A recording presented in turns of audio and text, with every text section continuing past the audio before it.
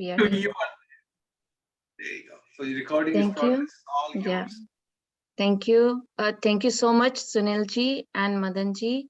Welcome everyone. Radhe Radhe. Good morning. Good evening, everyone. Welcome to Daily Wisdom from Bhagavad Gita session. Radhe Radhe, Nitinji. It's over to you. Radhe Radhe. Thank you, Pallavi ji. Thank you, Sunil Bhai and Madan ji for a beautiful workshop. A very warm good morning, good evening to all of you. Hope you're having a great start to your day. Had a wonderful day. Welcome to today's edition of Daily Wisdom from Bhagavad Gita. Today we'll have our concluding session on Karm Yog series. So we're going to recite it for one last time during this particular series. Obviously, we are going to revisit it. And like I said, with Bhagavad Gita, the more you revisit, the more depths we get to explore. So we have spent a good amount of time on Karm Yog.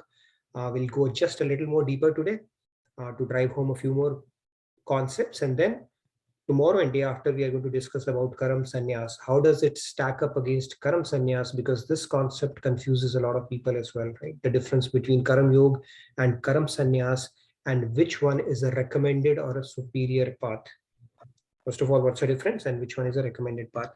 However, we are going to continue on our discussion with Karam Yog today. I'm going to share my screen and we will get started. We'll get into some of the mathematics around it. Now the Karam Yog, why is it relevant for me? Everything boils down to what is in it for me, why should I do it, what do I stand to gain, and how does it pan out if I continue with this practice. We looked at this concept that simply by integrating Karam Yoga in our life, the amount of time that is available for us to perfect our devotion or to achieve our ultimate goal of God realization, the time increases threefolds, because 8 hours a day is a pretty significant time. So from 10 years, which are available to a normal human being during the course of his life or his or her life, it becomes 30 years, right? Huge jump. So we'll look at some more numbers today. So let's get started with our opening prayers, and then we'll get into the topic of our discussion today. So let me share my screen.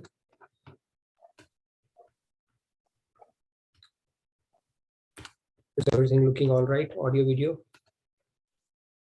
Yes. Great. Okay, we'll do our opening prayers and get started.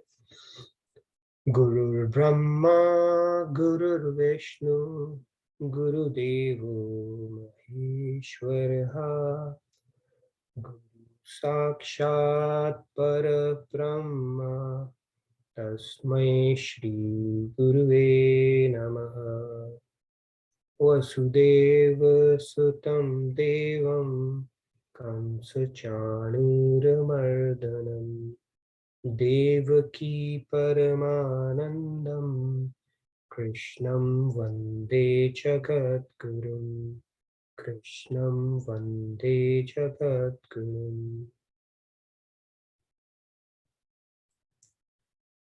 Radhe Radhe, good morning, good evening. Welcome again. So let's get started. We'll recite it and then you're welcome to follow along. Karmanyavadhikaraste ma phaleshu kadachana ma karma phala heturbhu ma te sangostva karmani. All right. We have volunteers to get started. Yes. Radhe Radhe, Ashutoshji. Radhe Ashutoshi. Please go ahead. कर्मण्येवाधिकारस्ते मा फलेषु कदाचन मा कर्मफलहेतुर्भूत् मा ते संगोऽस्त्व कर्मणि. Wonderful, Ashutoshi. Very nice. Sandhya ji, Radhe Radhe. Radhe Sandhya. Yeah, please. Radhe Radhe. कर्मण्येवाधिकारस्ते मा फलेषु कदाचन मा कर्मफलहेतुर्भुर्मा ते संगोऽस्त्व कर्मणि. Wonderful, Sandhya. Very nice. Can you guys believe your luck? When you start your day or you wrap up your day, you'll be reciting these Bhagavad Gita shlokas. How amazing it is. Definitely. Great. All right. Urvi ji, Radhe Radhe. Please go ahead. Radhe Urvi. Radhe Radhe. Karmanyevadhikaraste ma phaleshu kadachana मा कर्म फल हेतुर्भू माते संगोस्त्व कर्मणि. Wonderful, Urvi. I'm glad you recited it and you get the best debut award today. Very nice. All right. Who's next? Shyamji, Radhe Radhe, please go ahead. Shyamji. Radhe Radhe. Radhe Radhe. मन्येवाधिकारस्ते Audio. मा फलेषु जन मा कर्म फल हेतुर्भू मा ते संगोस्त्वकर्मणि. Radhe Radhe. Radhe Radhe. Sometimes your voice, Shyamji, it's like it lags a little bit. And then it catches up in hurry. Okay. Yeah, yeah. It's like karmanyevadhikaraste ma phaleshu kadachan. So it catches up. Okay. But net, it's the same time. Yeah. So there's something going on with your audio. I guess I should check my correction. Yeah. Radhe Radhe. Thank you so much. Very nice. Thank you so much. Swati ji, Radhe Radhe, please go ahead. Yeah, Radhe Radhe. Radhe Radhe. कर्मण्येवाधिकारस्यते मा फलेषु कदाचन मा कर्मण्यफलहेतु प्रभुर्मा ते संगोऽस्त्व कर्मण्य. Thank you. Sangostu Karmani. Thank you, Swati ji. Very nice. See how auspicious it is. You start your day with the Bhagavad Gita shloka, and that too, which Lord Krishna spoke 5,000 years ago, and he's giving so many nuggets in this shloka, how to lead our life, the science of work, how to beat stress, and how to align to the principles, which takes us closer to the principle of surrender, right? So how beautiful and auspicious it is. All right, let's pick up a few more participants and then we'll get started. Yes. Riya ji, Radhe Radhe, please go ahead. Radhe Radhe.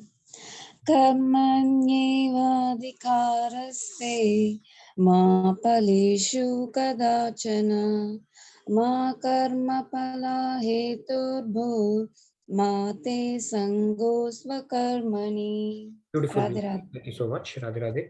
Okay, we can cover all real quick. Yes. Manish ji, Radhe Radhe, please Radhe. go ahead. Radhe Radhe, everyone. Radhe. Karmanyevadhikaraste ma phaleshu kadachana ma karma phal heturbhu ma te sangostva karmani. Radhe Radhe. Thank you so much, Manishi. Radhe Radhe. Neeta ji, Radhe Radhe, please go ahead. Radhe Neeta ji.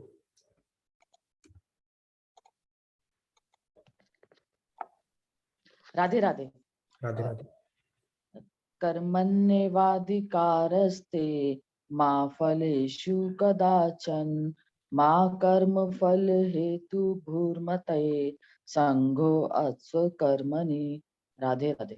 Neeta ji, Radhe Radhe. Thank you very much. Okay, we can cover everybody today. We have time. Sure. Asha ji, Radhe Radhe, please go ahead. Radhe Radhe, Asha ji. Radhe Radhe. Radhe Radhe. Karmanyevadhikaraste ma phaleshu kadachana ma karma phala heturbhu ma te sangostva karmani. Beautiful, Asha ji. Radhe Nice. Radhe. Radhe Radhe. Lakshmi ji, Radhe Radhe, please go ahead. Yeah, Radhe Radhe everyone. Radhe Radhe. Karmanyevadhikaraste ma phaleshu kadachana ma karma phala heturbhu ma te sangosva karmani. Very nice, Lakshmi ji. I think today's your co-passengers did not get the privilege to hear it from you. Usually you are in a bus, right, around this time? Yeah. Today I'm home. I'm on off. All right. Very Thank nice. Thank you. Right. All right. We can take maybe 3-4 more hands. Rahul ji, Radhe Radhe, please go ahead. Radhe Radhe Rahul. कर्मण्येवाधिकारस्ते मा फलेषु कदाचन मा कर्म फल हेतुर्भुर् मा ते संगो स्वकर्मणि. Radhe Radhe. Beautiful, Rahul. Radhe Radhe. Okay. Ankur ji, yeah. Down to last 3 then. Yes. Ankur ji, Radhe Radhe, please go ahead. Ankur ji. Wait, He's Ankuji, not able to. Okay, now you're able to unmute. Yes, go ahead. कर्मणि एवाधिकारस्य ते मा फलेषु कदाचन मा कर्मफल हेतुर्भुर्मा ते संगो स्वकर्मणि. Very nice, Ankuji. Where are you joining us from? I am joining from Delhi. Very, very nice. And thank you for taking initiative in reciting. We'd love to hear more from you. Very nice. All right, let's take the last two. Pradeep ji, Radhe Radhe, please go ahead. Yes, Pradeep ji. कर्मण राधे राधे कर्मणे वाधिकारस्ते मा फलेषु कदाचन मा कर्म फले तुर्भुर्मा ते संगोस्त्व कर्मेणि. Very nice, Pradeep ji. Thank you, Radhe Radhe. All right. Last but not the least, Surinder ji. Yeah. Please go ahead. Radhe Radhe, please go ahead. कर्मणि एवाधिकारस्ते मा फलेषु कदाचन मा कर्मफला हेतुर्भुर्मा ते संगोऽस्ता कर्मणि. Radhe Radhe. Very nice, Surinder ji. Radhe Radhe. Thank you. Let's get started. Encouraged by you to recite at least one today. Very nice, very nice. It's a privilege to have you. I see you attend all the sessions, and your inspiration is very precious, Surinder ji. So always a privilege to hear you. Okay. Thank you very much. Thank you very much. So the short translation for the shloka is: you have a right to perform your prescribed duties, but you are not entitled to the fruits of your actions. Never consider yourself to be the cause of the results of your activities, nor be attached to inaction. All right, so let's get started with today's topic. Now, these are the 4 principles we have been talking about, which you can, I'm sure you would have made a note of it and stuck to your refrigerator or maybe your room. Do not do your duty. Do not console yourself with the results. The fruits of your actions are not for your enjoyment. Even while working, give up the pride of doership and do not be attached to inaction. Now, what is the maths around the Karm Yog aspect of it? Let's look at it a little bit. Let's spice it up a little bit. Okay. Now, here you see 2 pictures. What is the common here in this picture? Anybody wants to take a shot at it? What's going on here? There is a similarity and yet there is a difference. Yeah, please go ahead. I think we'll not spend too much time, but let's get the discussion going a little bit so that we can build on this concept. Sandhya ji, please go ahead. Both of them are physically doing something but thinking about something else. Very nice. Yes, Shri Ramya ji, do you agree to disagree or disagree to agree? Yes, Ramya ji, go ahead. Radhe Radhe, agree with Sandhya ji, but an add-on. Here, externally, it is shown that they are thinking of God, but internally, they are thinking of something else. So the external and the internal action is different. And the second picture, externally, they're not worshipping God or something. They're doing their work, but internally, in their mind, they are thinking of God. So the actions, what happens appears externally, it's inverted when it comes to internal thinking. Very true. Beautiful. Yeah, I think that's. Anybody wants to add? I see a few more hands, right? Let's quickly hear from them and we'll continue on this one. Preeti ji, yeah, please go ahead. Preeti ji. Radhe Radhe, I would say whatever you are doing, I mean, in the first picture, the lady is worshipping, but karma is at the back of her mind. And in the other way, it is the other way around. There is work, but God is at the back of the mind. So this is, I think, the picturization of Karma Yoga that we have been learning for quite a few days now. Whatever you do, God is watching your back, and whatever you do, I mean, it's both ways. I'm not able to put the vice versa part, but God is there always to watch your back, and that's it. Yeah, Radhe Radhe. Yeah, God is with me, God is watching me is the practice we need to deepen, right? I joke around when you do this practice, and when you have to do something, a little off, then God is with me, God is watching you, right? But other than that, God is with me, God is watching me. So yeah, that's the practice. Very nice observation. Thank you. Anybody who wanted to add real quick to it before we continue on this? Can I just add a quick line? Yeah, Preeti ji, go ahead. Yeah, so it is like, God is always there, whether you pray and think of work or when you work and think of God, either ways. Radhe Radhe. True, very true. Yes, Sam ji, please go ahead. Anji, Radhe Radhe. Pardon me, it is the background noise also. So in a nutshell, I would say the first in the left picture, everybody, like previous caller said, that everybody is just waiting for the prasad and finishing it off, and they have their own chores in their mind when it will be all done, so that I can finish and go to my broom and all those, whatever the daily activities are there. So they are passively just watching and having in their mind. But the right one, there is the interactive thing. Everybody is working on that. They are giving their input, and the Lord Krishna is in their mind all the time. Whatever they are doing it, but in the background, back burner of their mind, Lord Krishna is always there. That's it. Radhe Radhe. We'll take one more hand and we'll continue on this so that we get into the concept and go a little deeper into this. One more hand and then we'll build on this discussion and you can contribute as we go along. Yes, one more maybe. Pallavi ji. Yeah, Hital ji, please go ahead. Radhe Radhe. Yes, I agree with all previous callers. So adding on that, like the first picture, right, on the left-hand side, while doing the worshipping, which is writing, you are still having in your mind, you are worshipping the God, but you still have a chores in your mind. So as we always say is that, right, in Karma Yoga, the God is in front of you, but here is the work is in front of you, but you're still doing the puja or worshipping the God. Yes, I think, yeah, sorry, please finish it off. And the second picture, right-hand side, while working, right, even though we all know that while we do work, we always should keep the God in front of you, right? So we should know that, okay, this is work I'm doing. So you see that enjoyment you see in the picture on the right side. They're enjoying while working and keeping the God in front of you and, getting things done and enjoying the work. So that's the right way of doing karma. I do not know what is the action or fruits they're going to bear, and they are going to be part of it or not, but ultimately they are doing it, karma.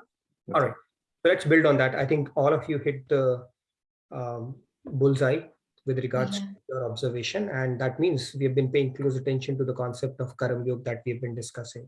So Nitin ji, just a quick message in the chat. So because it was adding to the discussion, that's what Ashutosh ji and Urvi ji both shared the same couplet from Maharaj ji's poem. Man hari mein tan jagat mein karm yog te hi jaan, tan hari mein man jagat mein yah mahan agyan. Beautiful. We both have been copying each other, I guess, but yeah, I'm glad you copied this one. Beautiful. This couplet is from Maharaj ji's Bhakti Shatak, and that's exactly the concept here. So let's get into it. It's a very, very interesting because our concept of spirituality and, or for that matter, religiosity is what we see on the left-hand side. Right? People do that. We are puja parthi. We also do our puja, and we give ourselves credit. All right, everything done for the day, and our quota for the day is over. Now, the similarity between these two things is obviously, like we started off this discussion, Sandhya pointed out, physically somebody is here, mentally somewhere else. And in the realm of God, we get credit for where our mind is, not where our physical presence is. So how does it pan out actually? Is if you look at this activity, there is actually a multiplication with zero happening in both the cases. Okay. So we are multiplying with zero in both the cases. On the left-hand side, what is getting multiplied with zero? The spiritual gain, the perceived spiritual gain, because we are sitting in front of God and doing our arti while thinking about the maid and the milk and whatnot. Actually, that spiritual benefit is getting multiplied with zero because your mind is not there. Although you would have thought I did my daily puja, Sandhya Vandan or whatever, but actually you gained zero. You multiplied it by zero, simply by zero. This is how this arithmetic would work. On the other hand side, this person, lady, is actually multiplying with zero as well. But what is being multiplied with zero? The binding karma. There's absolutely no binding karma there. So when Hanumanji, he killed so many people in Lanka, or for that matter, Arjun killed so many people in that war. Was it considered as a murder? No. Why? Because it was done as a service of God, thinking about God at their heart. So the binding karma, any action that we do, first of all, nahi kinchit tamak, that shloka is there, kshanamapi, basically not even for a second we can stay without a karma, even a thought is a karma. And every karma, unless it is dovetailed towards God, is a binding karma. So this also is getting multiplied with 0, but for a good reason. It's not binding at all. Okay, so that is how this would work. Now, one would say, again, quickly touch upon how can you think about God and work at the same time. This concept is counterintuitive, but it can actually be done, right? It's just like knowing your identity. Even if you have seen people playing cricket, right? The batsmen, they just look at the field. Okay, 2 fielders here, 3, 1 and the third man, this, and then he plays the ball. The rest all is done with his muscle memory, because he just has that picture at the back of his mind, who's placed where, and if ball is going to come here, these are the different shots at my disposal, and this is how I'm going to bisect the field, and this is how I can score a boundary. Everything is there. He's not thinking, okay, this fielder is there now. It's all there in the back of his mind. So that practice has to be deepened. We can actually do that. We are capable of doing that. We don't forget our identity. A mother doesn't forget she's a mother of 2. Or if your mother is, the child is not well, no matter what she's doing, she's always thinking about the kid at the back of her mind. So that is the deepened state, heightened state of that consciousness or awareness that God is with me, that Karm Yog is asking us to reach about. Right? There's a beautiful story of Swamiji picked up Surdas, right? Surdas, no, Tansen, okay, one of the, I think, saints he picked up was Swami Haridas, who was the guru of Tansen. And Tansen was one of the Navaratna in Akbar's court. So Akbar asked him, you sing so well, Tansen.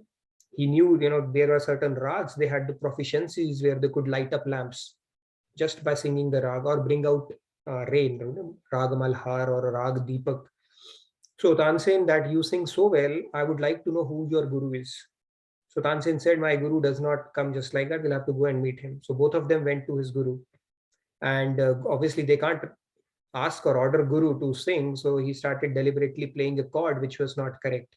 So his guru started playing it as well. And when Akbar heard that, he was like, I have never heard something like this before. And then when they came back, he asked Tansen that, why can't you sing as well as your guru does? He asked that question to Tansen. So Tansen gave him this reply, that's not possible, because I sing for the Badshah of Bharatvarsh and he sings for the Badshah of this Brahmand.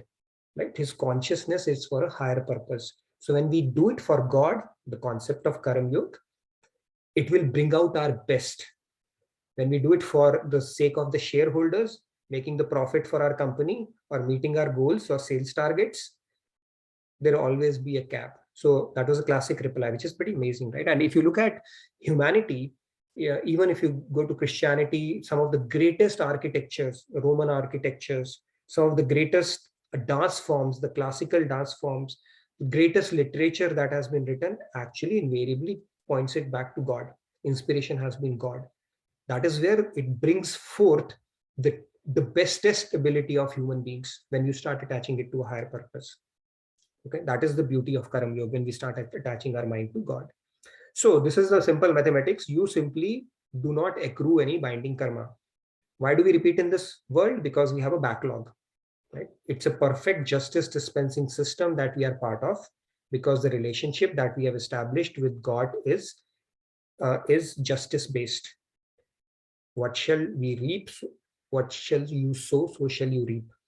That kind of a relationship we have established. So for as long as we have a backlog, and backlog, why does the backlog happen? Because we continue doing binding karma, and binding karma has an effect either in terms of meritorious deeds or in terms of hellish abodes, or a mix of both, where we keep on repeating in Mrityulok, which is where we are right now. So anything that is binding will make us repeat. It's very simple as that. But let's say you continue to doing Karm Yog, now you're multiplying with 0, so you're not accruing any further, but you still have a backlog, and that is where we'll get into today. So let's say in this life, you understood 2.47 and you were able to implement it as well. Then for the rest of your life, If you start living, breathing, practicing, sleeping 24/7, 2.47, that means no further binding karma. Then what happens? So let's get into that.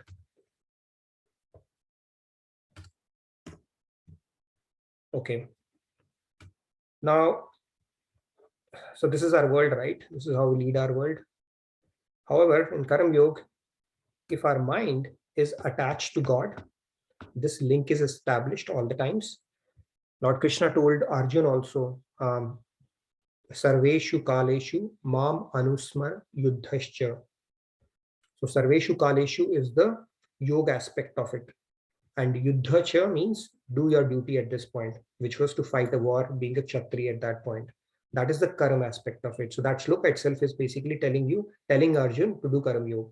So if you do that, like I said, basically what we are doing is doing a multiplication with 0, right? Which is essentially Karm Yoga that we spoke about. When you do that, absolutely nothing gets added to your backlog. You are not accruing anything more.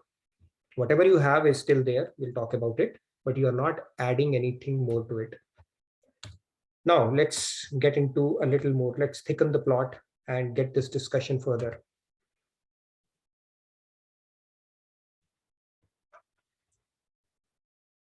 What am I showing? All right, so graph is back.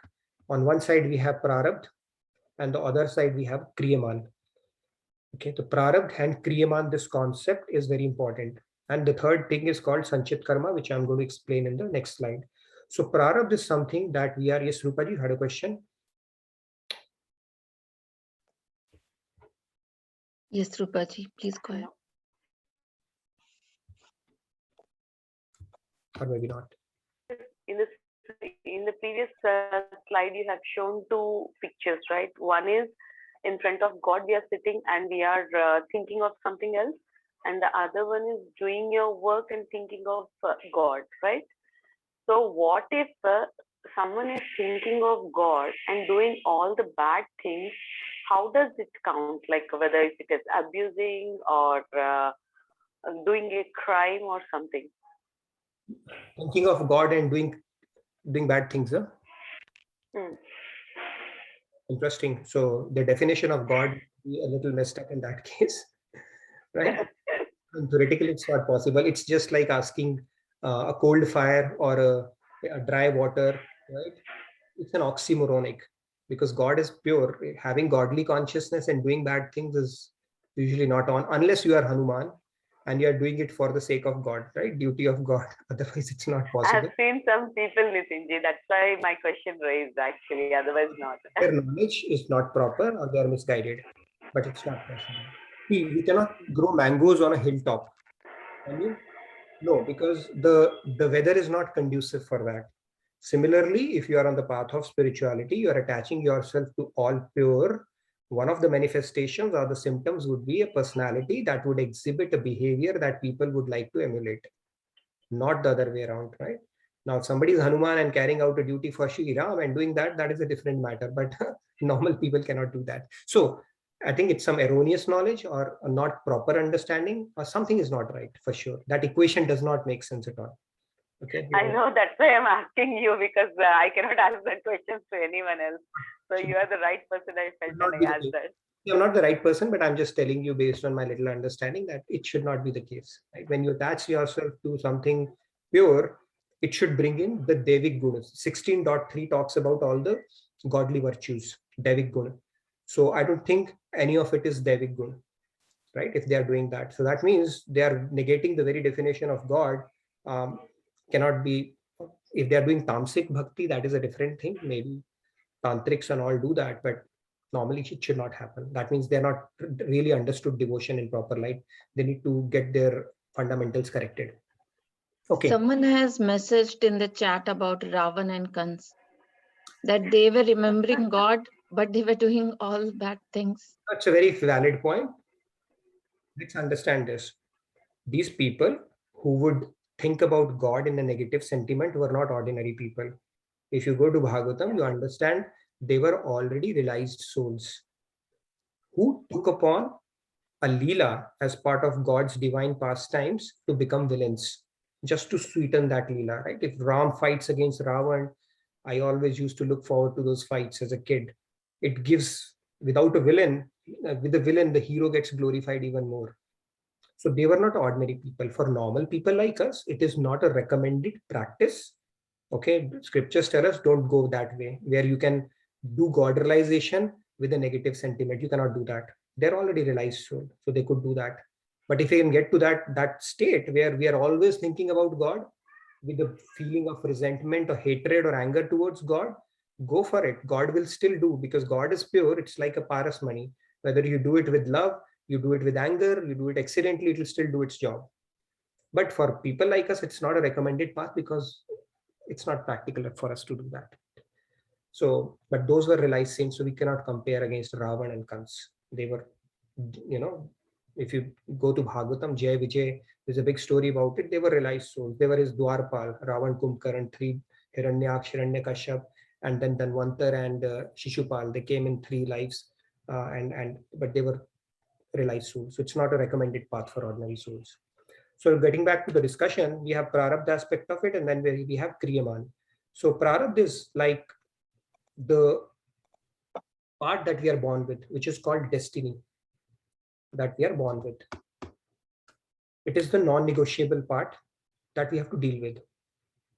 And it is also something that we have to bear in our lifetimes regardless. Now, when saints descend on this earth, they are not obligated to go through the Prarabdha. However, they don't want to cut the Prarabdha. They also bear a Prarabdha. Whenever they come in human form, they take a Prarabdha on themselves, because it's a perfect law of God, right? Prarabdha. So they don't want to intervene in that as well. So Prarabdha is something that we are born with. We'll have to deal with it, which is also called the fate aspect of it. We will never come to know what was our Prarabdha. And there's no point in knowing that as well. Even the diseases that we have in our life, they fall into these categories, karmaj and doshaj. So karmaj are something that we acquire because of our lifestyle. We might have a sedentary lifestyle, or we may be consuming a lot of bad stuff, alcohol and stuff like that. And doshaj is something that you are born with, which is part of your prarabdha. We will never come to know, so it's better to live responsibly rather than worrying about whether it's my prarabdha or karmaj or doshaj. No point knowing that. Focus should be on things which are well within our control, right? That sphere of influence, which is our kriyaman, and which is something, a negotiable zone. We can actually, it's something through our purusharth we can change it. It's determined by our free will, and we have the ability to do hard work. And it is our future prarabdha. Our past kriyaman is our present prarabdha. That means our present kriyaman would become our future prarabdha. It's very simple as that. What we end up getting is probably in this zone that we end up getting, which result of our actions. So we should always focus on our kriyaman aspect of it. But the reason I brought in prarabdha here is, again, let's tie it back to the Karm Yog part of it. Every life, right? If this is an ocean, this is a stockpile of all of the karmas that we have done since time eternity. It would be like an ocean. We have lived for, we are in 7th Manvantar, we have lived for as long as God has been there. And we have always been doing binding karmas, right? Karm Yoga is something we are trying to master or understand right now. So the stockpile would be more like an ocean. And out of this ocean is called Sanchit Karma, the entire stockpile of our oceans, the karma, binding karma that we have incurred. And out of this ocean, God picks up a drop, just a drop. Only God knows which drop would be picked up. It is called prarabdha. And if we were to talk about prarabdha, and let's say we understood the concept of Karm Yog. So first of all, you can only imagine how many Sanchit droplets of Sanchit karma are out there. So this droplet, best case scenario, you would burn off your karma. You will not accrue any further karma if we perfect Karm Yoga in this life. So you will exhaust that drop. It's very simple. That particular drop that we were endowed with for this particular lifetime, that has been exhausted. So you have not added or subtracted anything to this ocean, vast ocean, which is still out there. Right? Then how many lifetimes of perfect Karm Yoga practice would it take to exhaust all of our Sanchit karma? Just imagine. Just think about it. Mathematically, how many lifetimes of perfect Karm Yoga would it take? Any thoughts on that? Infinite lifetimes. That too, if we are perfected it. Right? So it's like statistically, it's a game where it's an infinite lifetime game. You keep on doing perfect Karm Yog, you keep on exhausting the drop by drop by drop by drop by drop by drop by drop. Hope one day you will exhaust the ocean. Let's continue on this, okay? Don't lose hope. That's not the idea here. We'll build on this concept. Okay. So now let's look at an example. So there was a bird and he had laid some eggs in the nest. Okay, so this ocean came and swept away its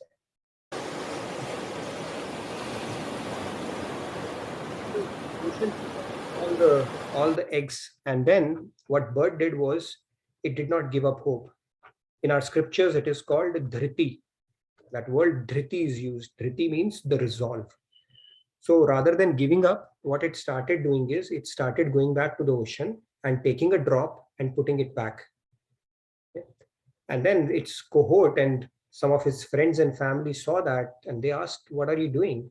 They said, I'm trying to reclaim my eggs back from the ocean because it has taken it and I'm going to empty the ocean. And they said, all right, good. We'll help you and join the cause as well. So they also joined him. So all the birds, when they started doing this activity, this news spread fast. There must have been a Narad Muni in birds as well. It reached out to Garudji. Right? Garudji, who's again a bird, Vishnu, basically Savari. So it reached Garudji, and Garudji came and he asked, what are you trying to do here?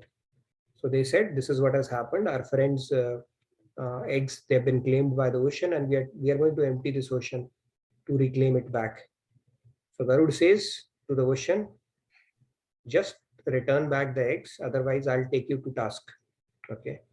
Now when Garudji said that, ocean better listen. That is the power of Garudji, is Vishnuji's right special thing. So obviously ocean had to return the eggs back to the bird. The point here being, when we do these baby steps, it's a stepping stone towards surrender. And that is where divine grace starts intervening as well. So it's not a game where we have to take infinite births and continue doing that. God's grace starts intervening. And in fact, in 18.6, Lord Krishna says that Sarv Dharmam Parityaje Mamekam Sharanam Braj. Sarv Pape Bhyo, he says basically I'm going to burn off all the stockpile of your past karmas. Krishna also understands that we cannot do it on our self-effort alone. He understands that part. Right? Statistically, it is impossible to exhaust an ocean, even if we start perfecting our Karm Yog. But the endeavor that we make, it's obviously a stepping stone towards the principle of surrender that we have been talking about, right? End of the day, we have to perfect our surrender, those 6 steps of surrender. But then this activity itself starts drawing God's grace. And when God's grace starts intervening, our strength increases many folds. We do the sadhana aspect of it, sadhan bhakti, and then the sadhya bhakti, where when the God grace starts mixing with it, the magics and the miracles start happening. So basically your journey towards surrender would be fast tracked when we start aligning to the principles of Karm Yog. That is how potent this particular shloka is. You know, the teachings from the shloka is. So this is the surest, smartest, fastest way of accelerating our sadhana, because now you're not just doing your sadhana in your karam sannyas mode, right? Sitting in your room, doing your root dhyan and all, you are actually bringing it to the fold in real life as well. And actually testing yourself, how much it has become paripakva, right? We all are good at hearing lectures, gaining knowledge, doing our sadhana, but when it comes to the practical world, and we expose ourselves to our frailties and weaknesses, that's when the real test starts.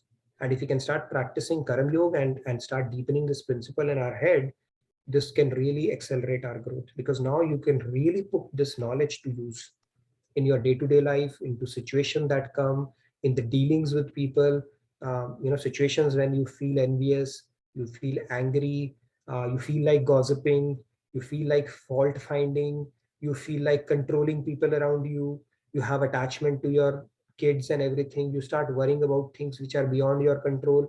All the crash course of life will come in front of you when you start practicing this principle, and Krishna will keep on testing you. But it is a very what do you call that, smart way of making a good progress if you have just held on to this concept that I'm going to practice this and I'm going to align to these principles no matter what, and I will make a vow or an affirmation or a promise to myself that I will keep on getting better at it. I will fall, but I'll again fall up, stand up and seek Krishna's grace to get better at it. And then as over time, when we start aligning more and more to these principles, God's grace has to intervene. That's God's principle.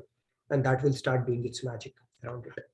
So with that, let's quickly wanted to share one more thing with you. We have this session coming up on Saturday. Do take a look at that, Pallavi. I'll let you talk about it. It's more of an information session. So in case it's still not making sense why we are doing this drive, you still have some open questions. We have an information session on 10 a.m. CDT, 8:30 p.m. IST on Saturday. Do plan to attend it and get your friends as well who may have some questions around it. And we'll tell you more about this initiative and how we are going about this drive and what different people are doing. You'll hear some very inspiring stories around it. We'll talk more about it. Any questions on what we have discussed so far before we get any further? I can see a couple of hands, so let's give them an opportunity and then get the discussion going. Yes, I see a couple of hands raised for some time. Yes. Kumarji, I don't know. I was seeing him. Can you please raise your hand one more time, Kumarji? Give me just a moment. Yes, sorry, I missed. Okay, Kumarji, Radhe Radhe, please go ahead. Radhe Radhe, everyone. Yeah, I was trying to comment when that Ravana question came up, and also the question on, how come some people can think of God and do bad things. When my thought on this is, when we are in God consciousness, we really cannot do anything bad. And I have tried it, let me tell you, I try to dislike a person and I'm in the session and I'm like, no, I cannot do it. It's simply so conflicting. So you can either be here or you can be there. So that's what my experience is, which probably is what I think should be, in case if you can be in just one, right? You can be in the hateful or in the bodily consciousness or in the God consciousness. Nitinji gave a very good example on Ravanji.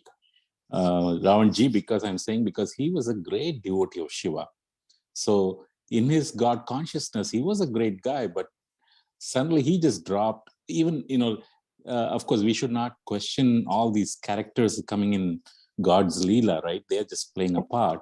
But even if you think of it otherwise, obviously, this person who was really a great devotee, normally, in his life, suddenly became body conscious, right? That's why he could not even identify Sita as the mother, right? So he started lusting after Sita, which is like crazy especially for a devotee of Shiva, right? So I think, he was not in his soul/God consciousness at the time. And also, because we shouldn't question it is because, sometimes people talk about Bali as well, right? Why did Ram kill Bali from behind? There's a story wherein Bali, it seems Bali, who he used to fight, half of the opponent's strength used to come to him. So that's the reason why. And Bali, of course, did something wrong. He had to be punished. But still, Ram was very close to Dharma, right? Even he could have defeated Ravana on day one, but he just let him go, saying, hey, come prepared, well prepared and all that stuff. He let him go. But when it came to Krishna's time, things were much worse, people were cheating and all that stuff. Of course, Duryodhana and Shakuni were examples of that. So he had to do certain things to protect Dharma. So which is slightly much more, different, having to hit him on his thigh, or at least telling Bhima to hit him on his thigh, or asking to kill Karna. So once again, of course, you should never question that. But even if someone wants to, I think I have made peace with that. I don't question. And if someone questions it, I don't even respond to it. Anyways, thanks, Radhe Radhe. Thank you, Kumarji. No, great point. God's Leelas, we don't, there's no point in questioning all that stuff and intellectualizing it. It said that our intellect is worth 2 fingers. In due course of time, they'll make sense. We need to learn lessons from God's Leelas rather than trying to intellectualize those. And one thing I liked, you said Ravan would have loved it. You said Ravan Ji. Nobody would have given him so much of respect, I think, in Kali. You did, which was pretty amazing. So, great thoughts. Thank you, Kumarji. All right. Let's hear. I can see a couple of other hands. Shashi Ji, please go ahead, Radhe Radhe. I see your hand raised for quite some Ji, Radhe Radhe, Palvi Ji, Radhe Radhe, Nitin Ji. Nitin Ji, I need a little bit more clarity on this subject. Like we discussed that when the Mahapurush comes, the saint comes, they have to go through the prarabdha too, right? So my question is this. Saint is, God realized, and they don't have any stockpile of previous karmas. So why they do get the prarabdha? If they do get the prarabdha, is that for the Leela's sake or what?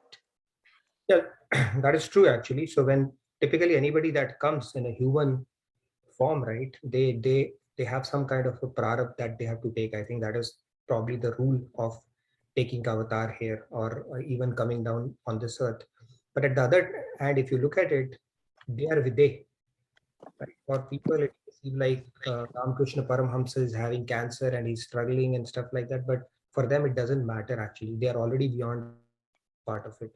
So to obey the law of this creation, when you come in a nar body here, they take on that prarabdha just to honor that God's rule that he has. Right? Even Krishna Ram, when they come in this avatar, they also take upon something and they depart. They don't continue to stay here forever. But it's a good question, right? When Krishna has already burnt off your all stockpile, you're not obliged to take that. Why do they still take prarabdha on themselves? It's a very interesting question. I think maybe Swamiji can shed more light on it. But the point is that prarabdha is just for the part of sake of the Leela itself. They really don't undergo any misery or pain as such, right? They are Vide. So that misery might seem like a misery for people around, but it's truly not a misery, right? There was a story about Maharajji that he had his appendicitis thing going on. He was given anesthesia and he was with his eyes open and doctors freaked out looking at him. And he said, okay, for how long this operation will go? He said 4 hours. Okay, I'll sleep then. So this point is they don't feel anything. They are already Vide from that sense. But yes, why do they have to take on prarabdha? Although they are not obliged to, I think we can get some more clarity from Swamiji on that. But Great answer. Thank you, Nitin Ji. Thank you. Okay. Yeah, thank you, Nitin Ji. Can I take a moment for some couple of announcements, Nitin Ji? Yeah, sure. Yeah. So, Radhe Radhe, everyone. First of all, the feedback tracker is already posted in the chat. Sorry, Nitin Ji, were you saying something?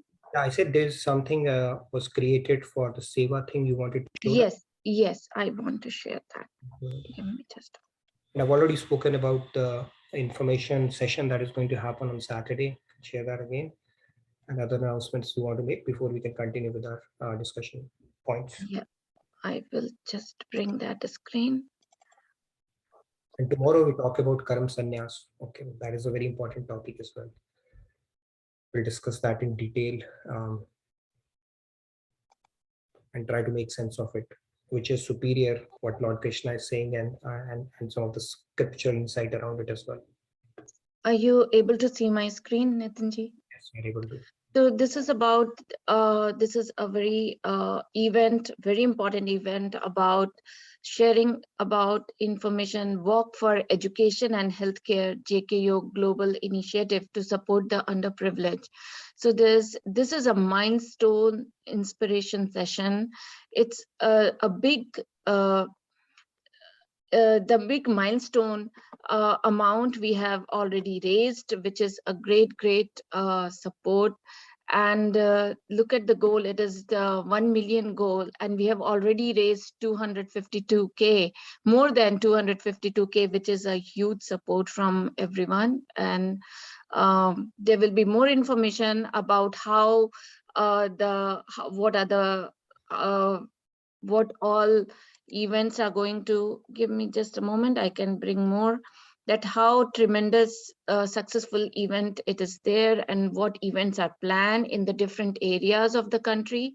So this all information you can get so that you can participate more and you can contribute towards the education for underprivileged. So this is a very important event. Please attend this on Saturday, May 7th, 2022, which is 10 a.m. CST time, and that will be 8:30 p.m. IST. So the next event, which is also very important event, is about Sita Navami celebration, which is on Sunday, May 8th, 10:30 through 10:30 to 12:30 p.m. Yes. Oh, okay. Throughout the day, actually, it is 10:30 a.m. to 12:30 p.m. Okay. Soulful Kirtan, Sita Ram Abhishek, Swamiji's special message, Jhulan and cake cutting, special Mother's Day lunch, buffet at Yugal Kunj. So this is Sita Navami celebration on Sunday, May 8th. So this is like more celebration towards Mother's Day event, right? Very beautiful event. Please it is online, in person, make use of it. Okay. And one more quick announcement is about Seva for Hari Guru. So this is about that this is like connect with Radha Krishna temple in different social media platform.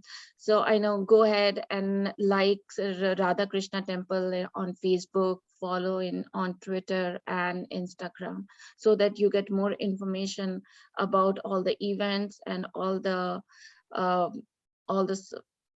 events that is carried out in the temple. So these are the main events. Please add, Nitinji, if I missed something. No, I think thank you, Pallavi. So do check it out. One is the information session, that is critical, and then the Seva event that Pallavi has shared. Please fill out the attendance tracker if you feel inspired and want to help us in Seva opportunities, because we always have need. And as you can see, we do events at such a great scale and trying to expand our reach to more and more people who can benefit from all the good sessions that are going on. So there's always a need for volunteers who can help us, and feel free. If you feel inspired, do write up, sign up, and there's always no dearth of opportunity with regards to how you can contribute your time. Could be something very simple, 5 minute, 10 minute every day, to something more elaborate depending upon your appetite and time availability. So please do avail that opportunity. And Seva, like I said, is a great way to keep your inspiration on, along with your sadhana. Just once you add Seva to the mix, it becomes really blissful and can really help on our spiritual journey as well. So that's all I had. All right, let's get back to our session then and take any questions that might be out there for what we have discussed today. Yes, Padmaji, Radhe Radhe. Thanks for waiting. Radhe Padmaji.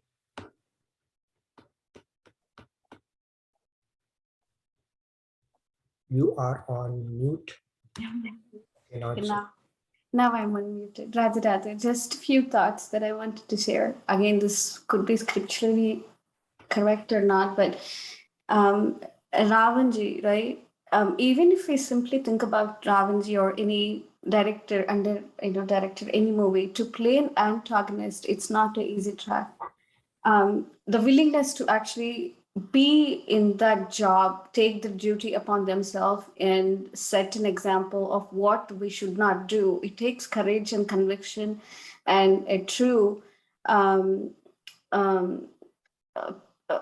to serving to God. If you think of Maya is the energy of God, which is truly serving God. For us as human beings, we might complain like Maya is not good, but when we think on the spiritual level, Maya, the energy of God, is serving God, but we are not able to. So just like that, and this is how I think about Ravanji or any other characters or roles that they were given in Mahabharata or Ramayana that they have taken upon themselves because it was given by God, and they took it with grace to play that role for the society, for us to see what is that we shouldn't be. So that's how I see it, right? From that spiritual lens, if we wear it. So if one feels really spiritually elevated, maybe they have that spiritual experience or divine energy or knowledge, maybe to question. But until we acknowledge that we are not there, maybe just take it for what it is, accepting that this is what we are. And then in time, God will give us that energy or the inner strength or the conviction or the clarity to understand those leelas as we show him the bhakti or devotion. But I don't think we should dwell upon trying to understand that, because we know that we are not there, and gracefully accept that it takes a lot of courage and true seva towards God that they have taken up, Ravanji or any character, to play that antagonist in Mahabharata or Ramayana, to show the humankind that this is not what we should be. That was one thing for myself. Again, for myself, if I have to tell my kids, if they ask me with this question, what can I say to my kids? And this is how I would approach my kids. That was one thing. And then the second thing that I wanted to just add upon is based on some of the questions, and this is what I think for myself again, right? There is the functionality of the mind, I feel, and there is a consciousness of the mind. Many times we try to understand the functionality. Only when we understand the functionality of mind, talking, responding, thinking, what we should do in a situation, that is the functionality of mind. We can still do that functionality of mind, but have our consciousness in God. Outwardly, we can speak, we can complain, we can ask questions, we can discuss things outwardly, because that is the functionality of the mind. But in the consciousness of the mind, if we keep the God, that I guess will help us in spiritual thoughts and spiritual actions. And I feel like why it is important to me is to understand what is my prescribed duty or the spiritual duty in a given situation. And if I add faith and prayer to that I'm almost done. Faith and prayer to that combination, it gives me a clarity that what is my spiritual duty in that moment, away from the functionality of the mind, but the consciousness of God. Great point. Yeah, first thing, yes, people do take upon that role. Like there was one Kaikai and Treta, and after that, nobody named their daughter Kaikai. That was the level of duty she took. Where did she go? After the Ram closed his pastime, she went to Saket Lok, Ram's abode. So that is the level of duties people take. In fact, Bhishma Pitama, he was one of the Mahajans in our scriptures. And he also took upon this duty to glorify God, to tell the world, see the Bhishma, who had this boon of that he could live his life years on his own volition. He was somebody nobody could defeat when he was fully armed. Even though he was on the side, and on the other side there was God who had vowed not to lift a weapon, still the side which had God prevailed. So to glorify God. So they take upon those kind of duties. Right? It's a duty, it's a seva that they do. Durvasa Rishi, what's his seva? Right? The most hot-tempered, ill-tempered Rishi, as you would see, it sounds funny at times as well. His seva is to trouble the devotees so that God comes to their rescue and then God is glorified. That's what Durvasa does as well from time to time. So yeah, these are leelas. We don't have to dwell too much into it with our mundane intellectual mind. We cannot dissect. See, when we try to dissect or intellectualize God, this is analogous to somebody trying to lift themselves through their shoelaces. The basis, the person who is intellect, basically the energy which is giving light to our intellect is God. And we are trying to, analyze God through that intellect, which is energized by God himself. Not possible. We can make our attempts. It's our pride, our ego, which tells us my experience, my thing, my thought. But end of the day, it's only God's grace which will unravel the secrets around divinity, not our effort. But that is just not possible for sure. And yes, Parna, you are right. This is something that these people, they take upon through their own volition. And they're not ordinary people. For people like the path to progress is through bhakti, in the sentiment of love and devotion for God, not through a sentiment of hatred, bitterness, or resentment like Ravanji and Kansji did. So we should refrain from that for sure. Okay, I can see iPhone is interested in talking, and Urvi, let's hear from both of them. Yeah. By the way, iPhone has a lot of ego in it. Okay, it says I. And Samsung is like Shamsung. By the way, I've switched to iPhone, so I'm not branding anything. Just came to my thought. Yes, Yeah, iPhone G, I've unmuted you. Please. Yeah, thank you. Yeah, so I have one question. How to make a balance between Maya and like spirituality? Mm-hmm. And like, sometimes I feel like without Maya, life is boring. Like I need a balance. Without Maya, life is boring. Okay, got it. All right. So I'm actually like to make a balance, and I think I need materialistic world too. I like that, and at the same time, spirituality also as important. Thank you. No, I understood your point. Yeah, I think this is a very common question. See, we are exposed to this. I'll tell you a quick story now. We have time? We have time, a little bit. Okay. Now, there was a frog who used to live in a well. Okay. And entire life he had lived in that well only. And then there was another frog which came from an ocean. It jumped into that well. So this frog asked him, "Where have you come from?" So he said, "I've come from an ocean." So he said, "How big is that?" He said, "It's pretty big." He said, "Is it bigger than this well where we are living?" He said, "Yeah, much big." So the frog actually crossed the entire diameter of it. No, 4 steps it took. He said, "Is it that big?" He said, "No, bigger than that." Then it took 4 more steps and he said, "Is it that big?" He said, "No, much bigger." Then it went to the entire diameter of that well. He said, "Is it that big?" He said, "No, even bigger than that." Right? Now this frog said, "No, are you kidding me? Not possible." Now, will you fault that frog who's saying not possible? No, you cannot, because the only exposure that frog has had is for that well, and its frame of reference is limited. Similarly, being conditioned souls, our frame of reference is very limited. We think the fun is in Maya because we have not tasted the higher bliss as yet. You know, the frog, where that frog has come from. When you start with spirituality, it will be like 100% Maya, 0% spirituality. Then you add 5% spirituality to become 95% Maya. That 5% will probably start as a need. Then you say, okay, let me take it to 10%. And over time, you will start realizing the bliss that you used to feel in Maya comes nowhere closer to the bliss that you feel on this path. And that proportion will start shrinking automatically. Maya is just like that toy that you enjoyed when you were a kid, right?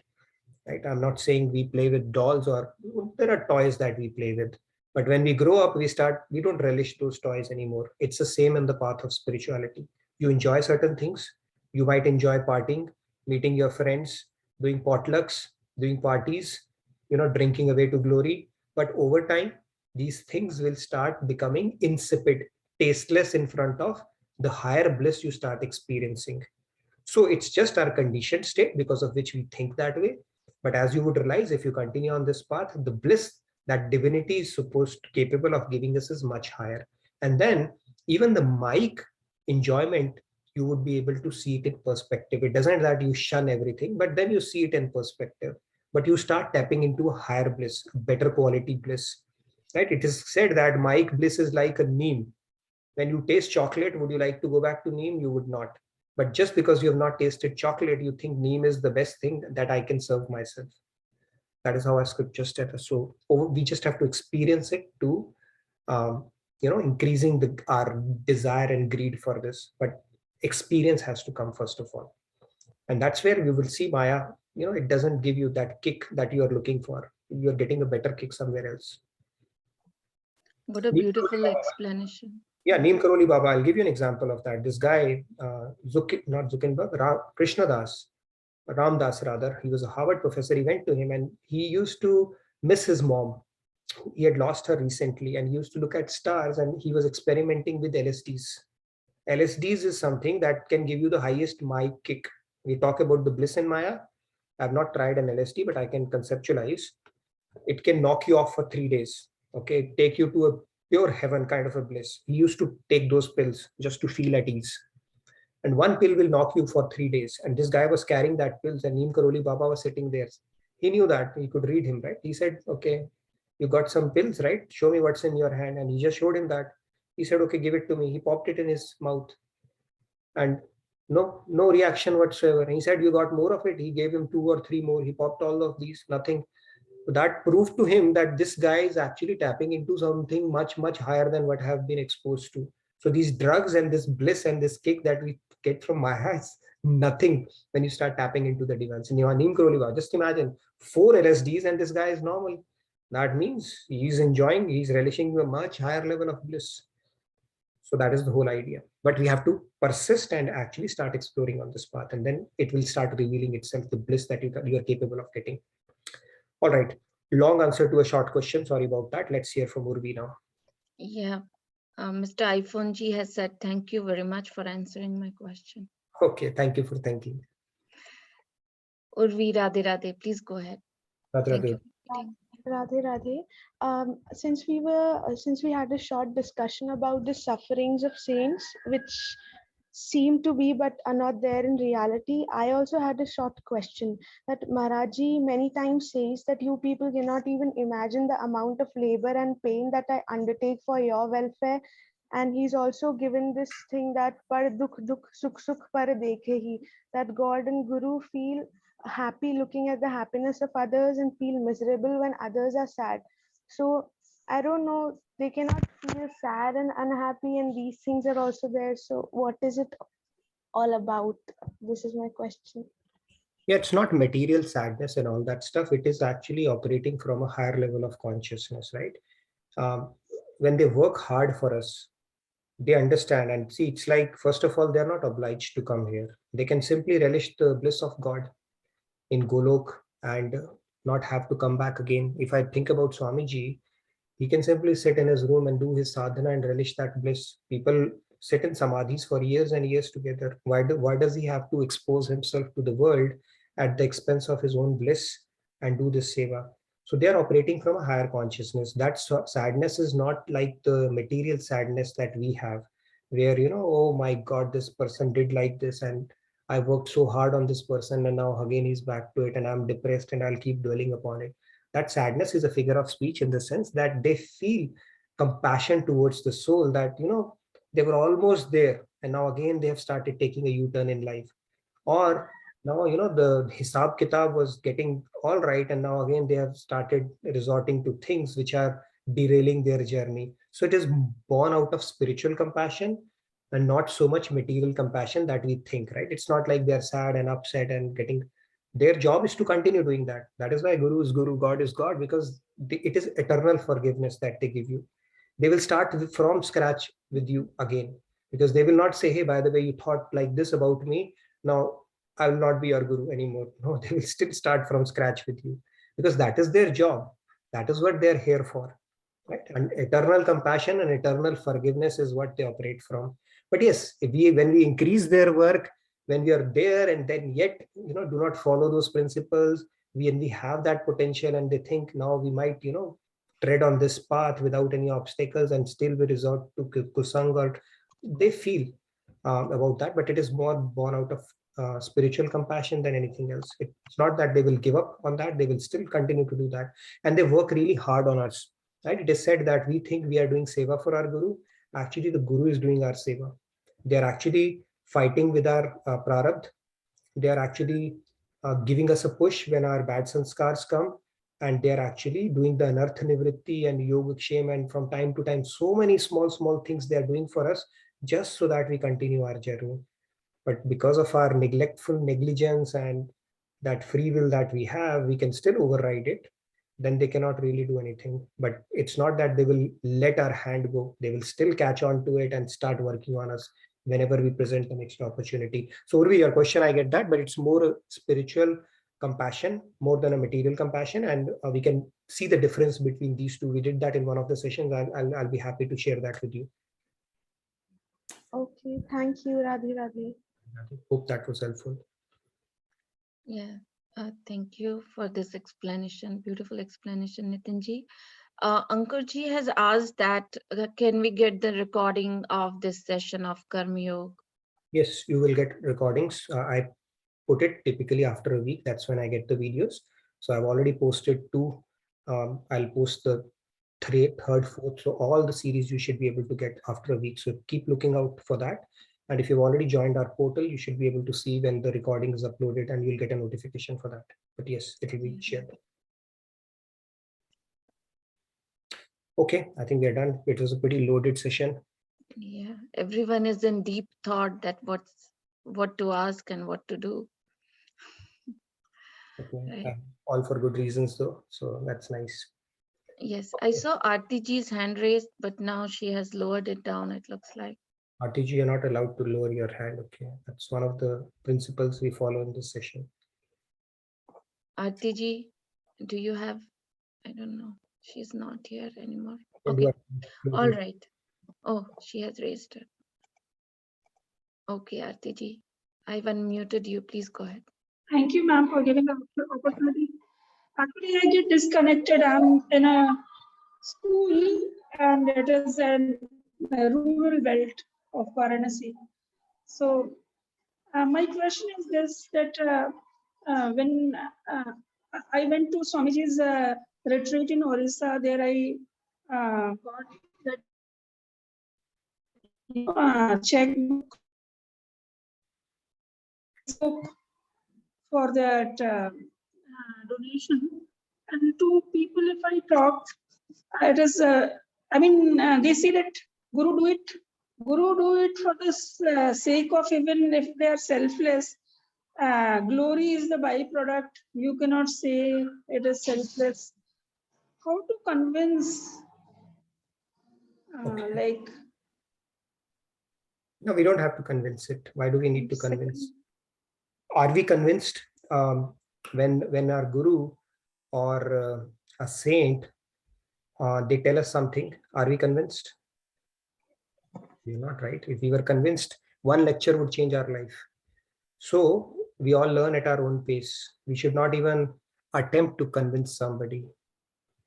It takes a bit of a time to get to that, but I've learned it the hard way. Initially when you are euphoric about this and you talk and try to convince, but it doesn't help actually. You just give them the nugget that they're ready for, because it's not winning that argument or battle, because if they were to get convinced, they would anyways. Even if you convince them and they are not convinced from heart, it will not make a difference, and we all learn at our own pace.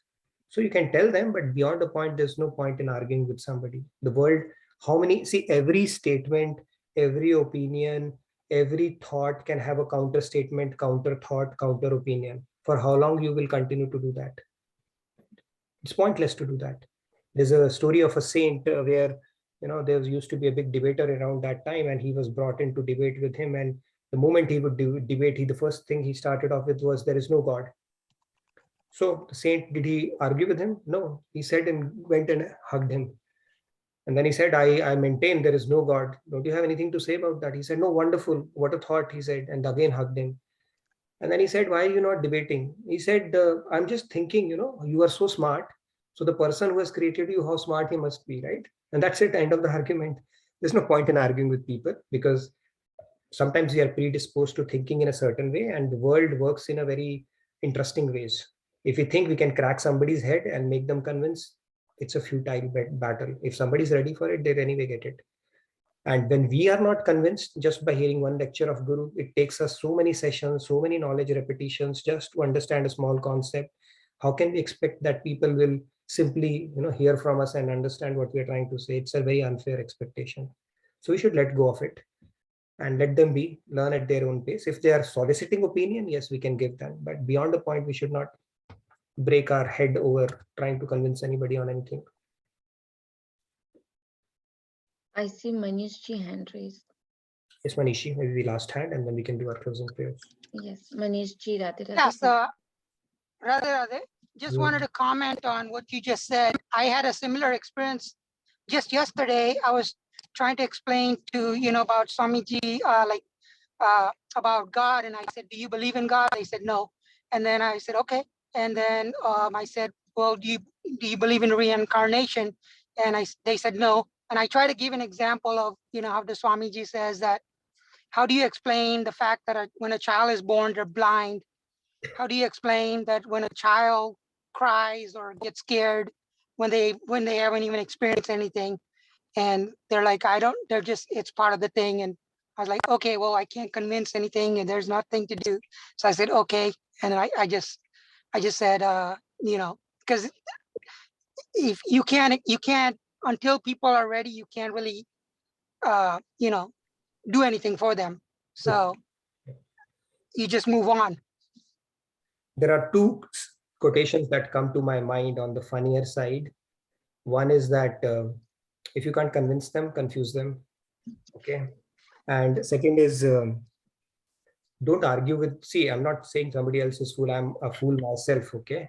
So don't take it that way. Yeah. So the thing that is being said is don't argue with fools, because they will first bring you down to their own level and then beat you with experience.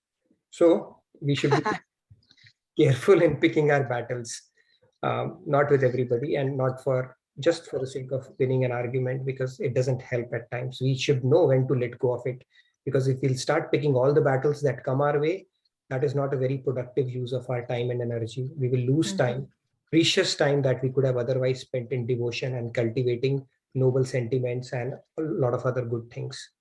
So this can happen. Sometimes honeypot is laid by Guru for us that, okay, let's see, but we should stay away from that. It's not a good use of our energy for sure, right? It's just an ego massage that we are trying to do. When you are convinced, you don't need to convince the rest of the world. Go by your experience, not what people are telling you, right? And everybody learns at their own pace. Exactly. Yeah. Right. So Nitinji, just a quick request is that someone wants to take the maybe screenshot of the graph screen, the one which has Prarabdha and all those graphs were there. Okay, sure. I can do that. Is this the one? Yes. Okay, sure. Are we good for the closing prayers then? I think we are good. I don't see any hand raised. Okay.